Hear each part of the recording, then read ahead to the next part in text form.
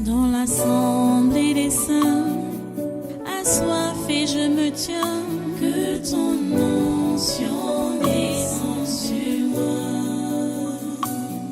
Conscient que mon destin est dans le creux de ta main, que ton onction descende sur moi. Je suis disposé, assoiffé, que ton onction descende sur moi. Je suis disposé, assoiffé,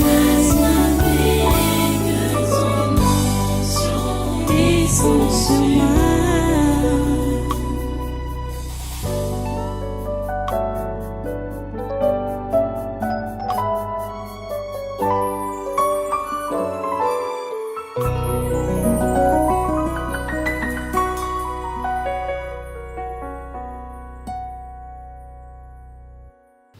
Écoutez l'argument de cet homme. Écoutez son argument.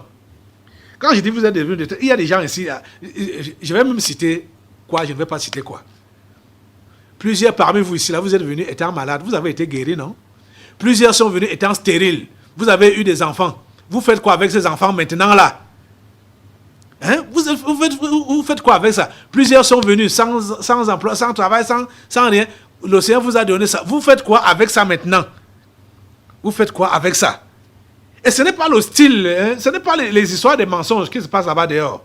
Dans la vérité, dans la pureté, et on ne vous a demandé aucune rançon. Aucune rançon. On ne s'est même pas intéressé. Hein? Comme ça se passe là-bas dehors, qu'on vende les grâces, on vend les bénédictions. Vous avez reçu gratuitement.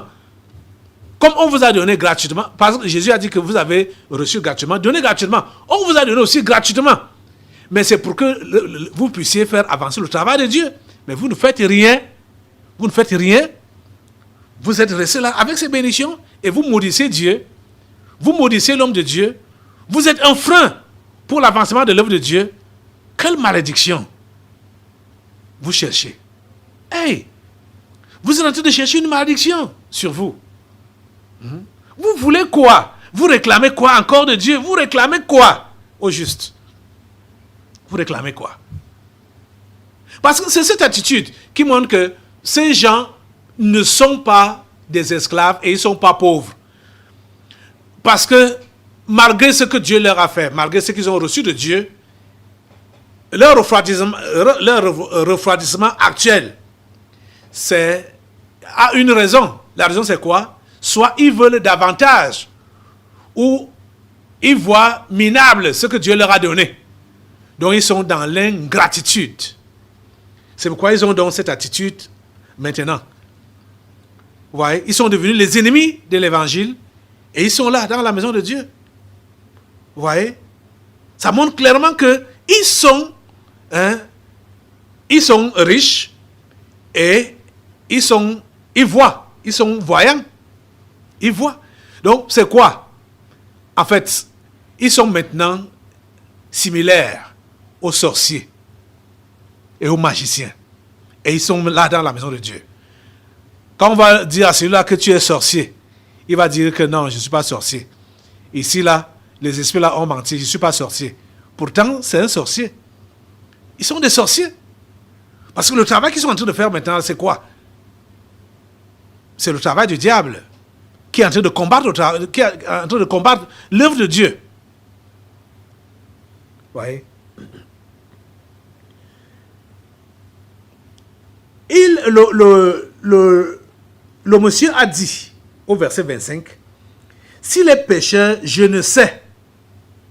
Je sais une chose, c'est que j'étais aveugle et que maintenant je vois. » Voilà, j'ai mon témoignage à moi.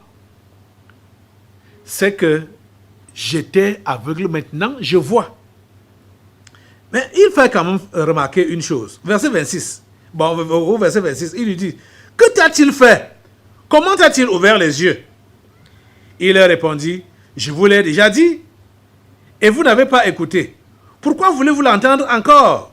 Voulez-vous aussi devenir ses disciples? » Ils l'injurièrent et dirent, « C'est toi qui es son disciple, nous sommes disciples de Moïse. » Nous savons que Dieu a parlé à Moïse, mais celui-ci, nous ne savons d'où il est. Écoutez donc, quand ils prétendaient ne pas savoir d'où Jésus est, écoutez la réplique de l'homme, au verset 30. Cet homme leur répondit, « Il est étonnant que vous ne sachiez d'où il est. Et cependant, il m'a ouvert les yeux. » Vous prétendez que vous ne savez d'où il est. Cependant, il m'a ouvert les yeux. Moi, je suis un témoin et un témoignage authentique de l'origine de cet homme, que vous prétendez ne pas connaître les origines. Moi, je suis un témoin et un témoignage authentique. Les amis, ce n'est pas d'autres personnes qui doivent te dire ce que Dieu est pour toi ou ce que Dieu peut pour toi. Quand Dieu t'a touché, c'est son attouchement dans ta vie que tu dois brandir aux gens. Qu'on va te dire, c'est un sectaire, c'est une secte. Tabernacle de la Liberté, c'est une église illégale. Tabernacle de la Liberté, c'est une secte. Kalem Ouattara, c'est un démon. Kalem Ouattara, c'est une malédiction pour le Cameroun. Qu'on te dise ces choses-là, ce n'est pas ça que tu dois regarder. Ce que tu dois regarder, c'est l'impact que ce ministère et que cet homme a eu à faire dans ta vie. Dieu a utilisé ce ministère, Dieu a utilisé cet homme pour impacter ta vie. C'est ça que tu dois regarder et ça que tu dois brandir. Racontez tout ce que vous pouvez raconter. Mais moi, je sais une chose. J'étais aveugle et c'est cet homme-là qui m'a ouvert les yeux. Témoignage authentique. Pas les faux témoignages que les gens donnent là-bas dehors. Chez les faux prophètes là. Authentiquement. Vous comprenez ça? Oh mon Dieu. Oh. Et il a continué son argument, ou son argumentation. Je parle de l'homme qui avait recouvré la vue. Il dit, nous savons que Dieu n'exauce point les pécheurs. Mais si quelqu'un l'honore et fait sa volonté, c'est celui-là qu'il exauce. Jamais on n'a entendu dire que quelqu'un ait ouvert les yeux d'un aveugle-né. Si cet homme ne venait pas de Dieu, il ne pourrait rien faire. Et vous voyez sa position. L'homme montre sa position pour dire que, même comme il ne connaît même pas bien l'identité de cet homme, il ne connaissait même pas son visage. À partir de ce qu'il a fait dans sa vie, l'homme commence à témoigner que Jésus-Christ vient de Dieu. Jésus est un envoyé de Dieu. Pourquoi? Parce qu'il avait, non seulement qu'il avait, mais il était un témoignage concret de ce que Jésus était capable de faire. Vous comprenez ça? S'il vous plaît, vous qui êtes devenus des opposants, vous qui êtes devenus des blasphémateurs, malgré le fait que Jésus vous a touché, vous avez sa marque dans votre vie et sur votre vie, vous commencez à médire de lui, vous êtes en train de blasphémer parce que vous avez été incité par des anges déchus. Ressaisissez-vous, repentez-vous aujourd'hui. Parce que quand vous allez mal parler, soit du tabernacle de la Liberté ou du pasteur Kalem Ouattara, ce n'est pas de moi, ce n'est pas de cette église, ce n'est pas de cette association ou de cette église illégale. Il s'agit de Jésus. C'est lui qui est l'auteur de tout ce qui se passe ici. Donc, vous devez faire attention. Arrêtez vos blasphèmes. Arrêtez vos blasphèmes. Arrêtez vos injures. Arrêtez vos mépris. Et surtout, c'est l'œuvre du Saint-Esprit que vous êtes en train de mépriser. Vous comprenez que c'est du blasphème. Je vous avertis aujourd'hui, arrêtez cela. Arrêtez cela. Vous avez la marque de Dieu sur votre vie. Vous avez la marque de Dieu sur votre conscience. Et vous vous joignez aux autres pour blasphémer, pour médire, pour mal parler. Arrêtez de faire cela. Comprenez? Cet homme a compris. Et écoutez ce qu'on lui disait. Donne gloire à Dieu. Donc pour blasphémer et dire que Jésus est un pécheur. Oh mon Dieu, ta grâce. Verset 34, il lui répondit, tu es né tout entier dans le péché et tu nous enseignes. Et le chassèrent. Ils étaient choqués parce que cet homme disait la pure vérité. Cet homme était en train, je ne sais pas qui lui a même fait lire ça. Je crois que ça doit juste être le Saint-Esprit. Hein, parce que Jésus nous a promis que quand nous serons face à des situations pareilles, ce n'est pas nous qui parlerons, mais c'est l'Esprit de Dieu qui parlera à notre place. Parce que cet homme était en train de faire référence à ces Écritures qui disent que celui-là qui ne fait pas la volonté de Dieu est un pécheur. Ses prières sont une abomination. Les prières des pécheurs, ce sont des abominations. C'est à ça que cet homme faisait référence. Quand il dit ici, ces gens ont compris que c'était la vérité. Ils étaient choqués. Et ils ont préféré le chasser. Vous voyez? Ok. On dit donc que, verset 35, Jésus apprit qu'il avait chassé. Et l'ayant rencontré, il lui dit, crois-tu au Fils de Dieu? Il répondit, et qui est-il, Seigneur, afin que je croie en lui? Tu l'as vu, lui dit Jésus, et celui qui te parle, c'est lui. Et il dit, je crois, Seigneur, et il se prosterna devant lui. Verset 39. Ça, c'est donc là même le verset qui nous concerne le plus dans ce passage. Verset 39. Puis Jésus dit, je suis venu dans ce monde pour un jugement, pour que ceux qui ne voient point voient, et que ceux qui voient deviennent aveugles. Que ceux qui ne voient point, ceux qui ne voient point, ils sont donc qui? Des aveugles. Jésus est venu pour des aveugles. Et vous avez compris lors du séminaire qu'un esclave, d'après Ésaïe 42, un esclave de Dieu, c'est un aveugle et c'est un sourd. Un muet également à la limite. Et Jésus dit que je suis venu dans ce monde pour un jugement, pour que ceux qui ne voient point voient, et que ceux qui voient deviennent aveugles. Est-ce que tu vois? Si tu vois, tu n'es pas concerné par Jésus.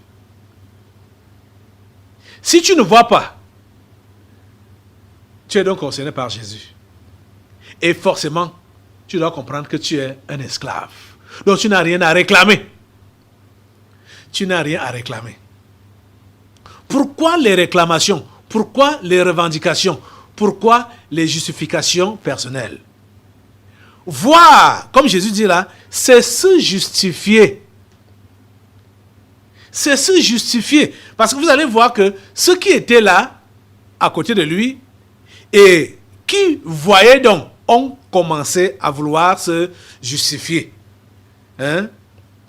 Et écoutez, verset 40 nous dit que quelques pharisiens qui étaient avec lui, ayant entendu ces paroles lui dire, nous aussi, sommes-nous aveugles? Vous voyez, la justification. La justification. Jésus n'a indexé personne.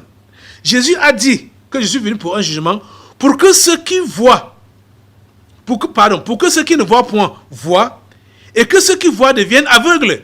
Écoutez donc leur question. Nous aussi, sommes-nous aveugles? Vous voyez? Ils ont parfaitement compris ce que Jésus voulait dire. Et ils sont en train de confirmer qu'ils sont aveugles. Ou, dans l'autre sens, ils sont en train de confirmer qu'ils voient. Pourquoi? Parce qu'ils se justifient. Ils connaissent leur situation. Vous voyez, pour être sauvé, ce n'est pas de donner à Dieu les raisons pour lesquelles tu es pécheur. Tu es pécheur parce que tu es né de parents pécheurs. Tu es pécheur parce que tu es obligé de pécher parce que tu es né dans un contexte difficile, des parents pauvres ou dans un milieu difficile, compliqué. Donc, si tu voles pour manger, pour survivre, c'est parce que tu es forcé à le faire. ou si tu te prostitues, c'est parce que tu n'as pas de moyens et il faut que tu puisses avoir des moyens pour vivre. Donc tu ne peux pas, Dieu doit te comprendre dans ta situation. Quand tu es le style là qui se justifie, tu ne peux jamais être sauvé. On ne peut jamais être sauvé quand on est un pécheur qui se justifie. Ça veut dire qu'on voit. Ça veut dire qu'on voit. Vous comprenez ça? Le pécheur qui est sauvé, c'est un aveugle. Il ne voit pas. Donc, il ne peut pas se défendre. Vous savez que quand un aveugle marche, il peut tomber dans un trou, n'importe quand et n'importe comment. Pourquoi? Parce qu'il n'a pas de défense. Il n'a pas de vision. Donc, rien ne peut le préserver des chutes. Donc, il n'a pas de justification. Donc, ceux qui voient sont ceux-là qui se justifient. Vous allez voir, comme le Seigneur a initié l'histoire des interpellations ici à l'église. Quand j'ai même déjà parlé 1000 fois que, s'il vous plaît, quand on vous interpelle, ça vaut la peine de garder même le silence si vous ne vous rappelez pas directement de ce dont on vous interpelle. Gardez le silence. Et en rentrant, vous allez réfléchir et peut-être vous retrouver.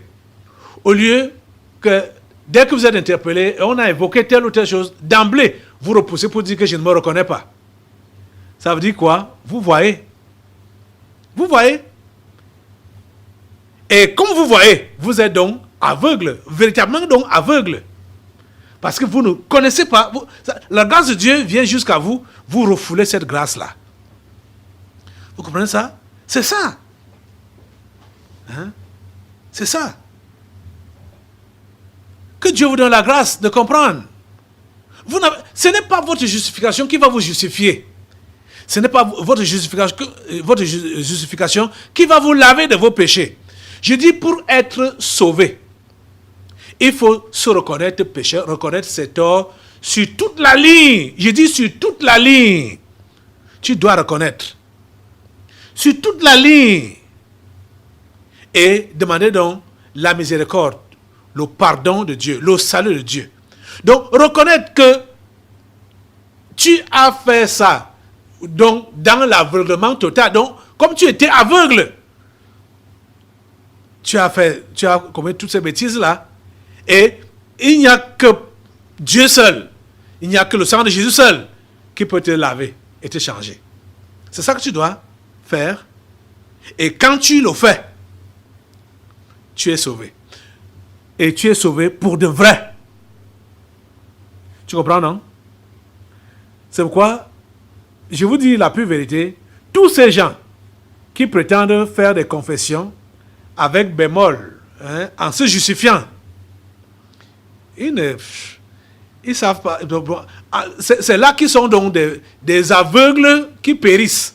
Pas le genre d'aveugle que Jésus est venu sauver.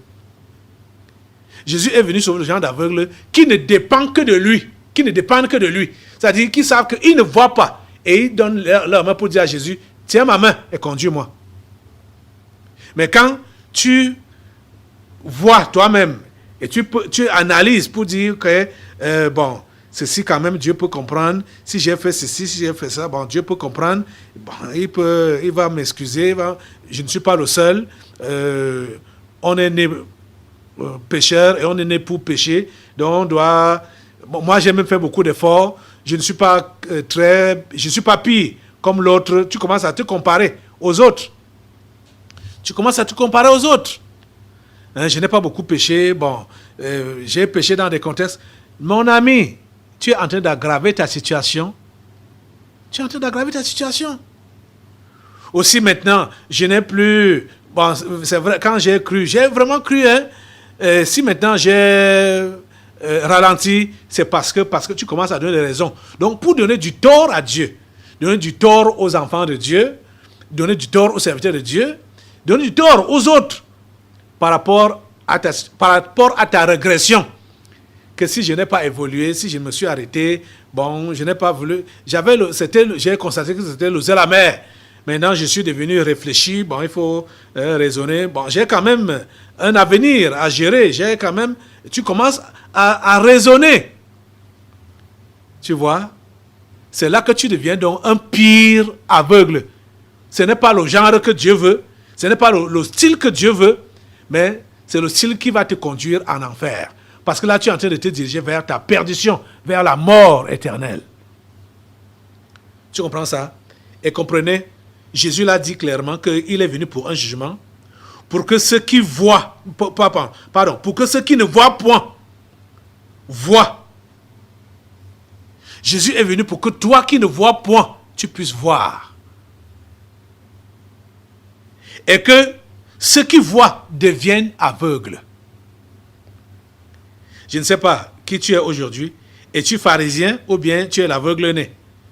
Les pharisiens, quand ils ont entendu ça, ils ont dit, sommes-nous aveugles? Parce qu'ils ont compris que c'est eux que Jésus indexait. Ils disent, sommes-nous aveugles? Parce que ils savaient donc qu'eux, ils voient. Et qu'est-ce que Jésus leur dit? Jésus leur répondit, si vous étiez aveugles, vous n'auriez pas de péché. Alléluia. C'est ce que j'expliquais tantôt. Que c'est l'aveugle qui ne se justifie pas et qui vient à Dieu levant les mains pour dire, je ne m'attends qu'à toi, tiens-moi par la main et conduis-moi. Et c'est lui qui est sauvé et qui n'a pas de péché. Vous comprenez? C'est ça ici. Si vous étiez aveugle, vous n'auriez pas de péché. C'est les aveugles que Jésus-Christ sauve. Donc ceux qui ne se justifient pas, c'est eux que Jésus-Christ sauve. Et cesse de te justifier. Que ce soit dans les moindres choses, les choses moyennes, les grandes choses. Je dis, ne te justifie pas. Ne cherche pas à avoir raison. Quand on va te reprocher ou bien quand il y a... Ne cherche pas à avoir raison.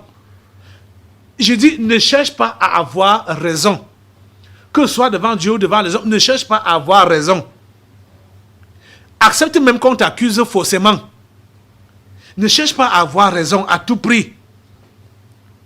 Ça va t'ouvrir les yeux. Tu ne seras plus aveugle. Tu vas voir. Et quand tu vois tes péchés, ton péché va demeurer. Jésus accorde son pardon aux aveugles. À ceux-là qui ne se justifient pas.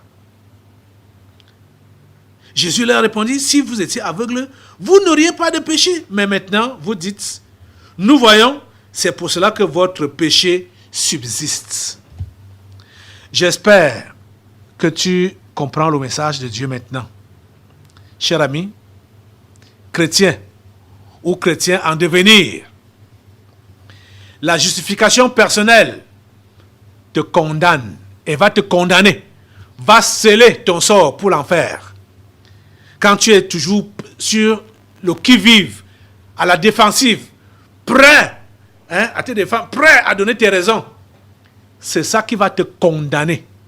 C'est ça qui va t'envoyer en enfer. S'il te plaît, accepte l'aveuglement, accepte donc l'esclavage, accepte qu'on te malmène, qu'on te maltraite. C'est ça qui va te sauver. Tu as compris ça? Je vais m'arrêter là aujourd'hui. Et je vais te demander de te lever pour prier maintenant là. Nous avons un esprit qui est en cage et les autres vont monter également là. L'avertissement est encore là. S'il te plaît, lève tes mains à Dieu aujourd'hui et fais vraiment comme un aveugle réel, le genre que Jésus veut sauver. Pour lui dire, Seigneur, je suis aveugle. Je ne me justifie pas. Je suis coupable. Dans tout ce que tu peux me reprocher, dans tout ce qu'on peut me reprocher, je suis coupable. Le psalmiste pouvait dire que même ce qui n'a pas volé, il est obligé de restituer. Il comprenait. C'était réellement un aveugle, c'était réellement un pauvre et un esclave qui n'a qu'à obéir, à exécuter les ordres de son maître. Sois pareil ce matin. Seigneur, je m'abandonne à toi. Je suis ton esclave. Me voici. Prends-moi, Seigneur. Je veux être sauvé. Prends-moi, Seigneur. Sauve-moi. Sauve-moi, Seigneur. Au nom de Jésus, j'ai prié. Amen. Amen. On va passer aux interpellations avant les délivrances prophétiques. Je reviens tout à l'heure. Dans l'assemblée des saints, assoiffé je me tiens, que ton onction descende sur moi. Conscient que mon destin